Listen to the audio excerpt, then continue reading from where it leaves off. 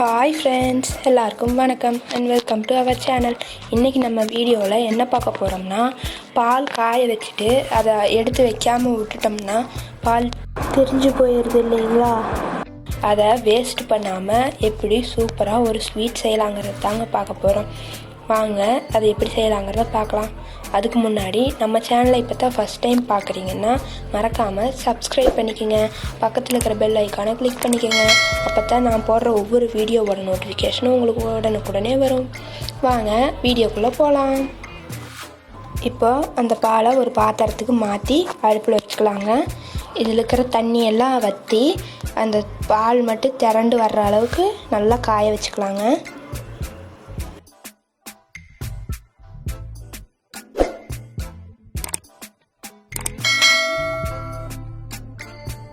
இது நல்லா கொதிச்சு வருங்க.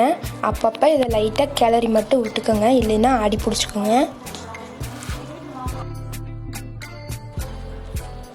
இப்போ பாருங்கள், நம்ம சேர்த்துன பால் எவ்வளோ குறைஞ்சி வந்திருக்குதுன்ட்டு. இன்னும் இதில் இருக்கிற தண்ணியெல்லாம் நல்லா வத்துற அளவுக்கு காய வச்சுக்கலாங்க.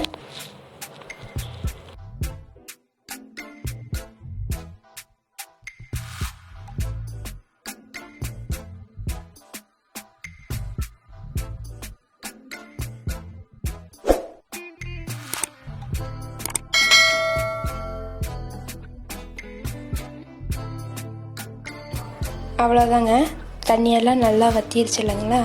இப்போது இதில் உங்களுக்கு இதுக்கு அளவாக உங்களுக்கு எவ்வளோ தேவையான அளவு ஸ்வீட் சேர்த்திக்கலாங்க. சேர்த்திட்டு இதை நல்லா கலந்து விட்டுக்கலாம்.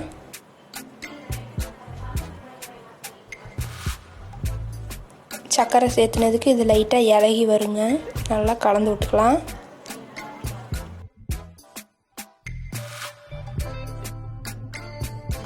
இது நல்லா வெந்ததுக்கப்புறம் இதில் கொஞ்சமாக நெய் சேர்த்திக்கலாங்க.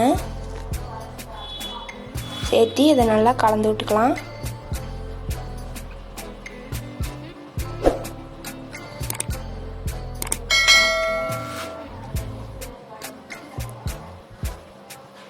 அவ்வளோதாங்க, சூப்பரான டேஸ்டான திரட்டு பால் ரெடி.